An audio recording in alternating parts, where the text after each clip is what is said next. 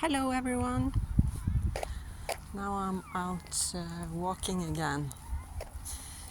I find that this project, the plan I had to begin with was to post every day, but I find that a bit too ambitious because I don't really have something to talk about every day. I mean, I do post stuff, but anyways, I just wanted to try a little video. The only thing that's on my mind today is politics, and I'm thinking about Zelensky and the fact that he refused elections last year, I think, and really, they say it's a legal method, and it is a legal method to do that because it has been done before. That was Winston Churchill during Second World War. But the thing with that is that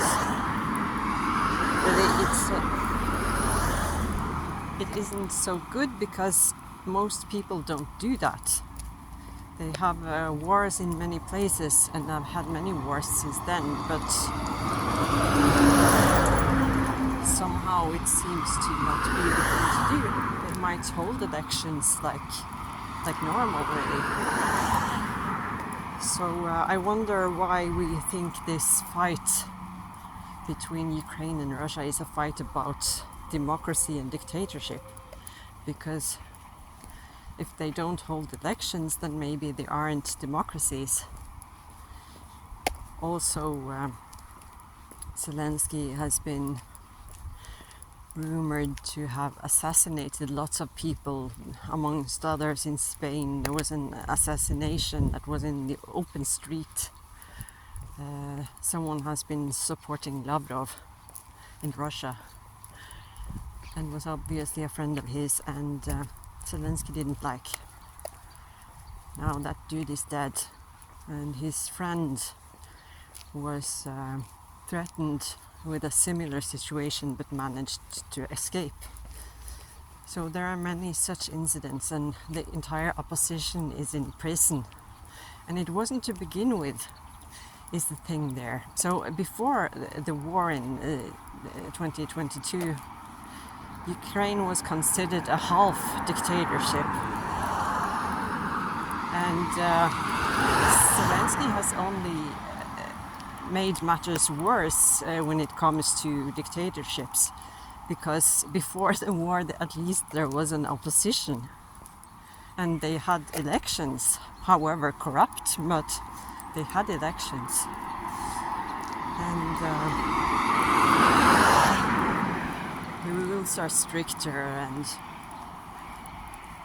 the people are being prosecuted, journalists and critical voices have they either die or they face prison. They can get sanctions illegally, I think, not sure. And all the while it's not legal to be critical towards Zelensky. And they are not allowed to support Russia in any way, of course, but still. The last survey I heard was that 79% of Ukrainians wanted to end the war as soon as possible. And I think that's a large number. But that's probably why they cancelled the elections in the first place, because that part was planned. It's not something new they invented just before the election. That's something they agreed upon before the war started. I know, because I was told. Mainly, but I mean, I can understand that they want to promote their stand, but is it really right that Zelensky can, he gets elected once, And then he just takes over the show. And he doesn't even bother to hide it, because they can do it in a somewhat legal way. Like, he isn't elected by the people anymore, but he is chosen by the parliament. So it is really democracy that way. And is it really right and fair that they are going to lose their entire... I mean, they're going to lose lots of people before the war is over, if Zelensky is to have his will. And he has banned negotiations, and he seems to...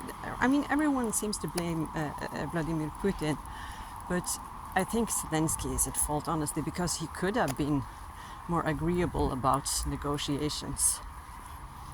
Of course, he has countries with him that could have been friendlier also, but I see this war as a waste of time, really, because I don't have faith in Ukraine's ability to win.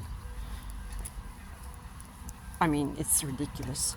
And the argumentation, like I said, is ridiculous, because it's not a fight about dictatorship versus democracy. It's a fight about democracy, not, but dictatorship versus dictatorship versus dictatorship versus random waste of lives. I mean, so it's stupid.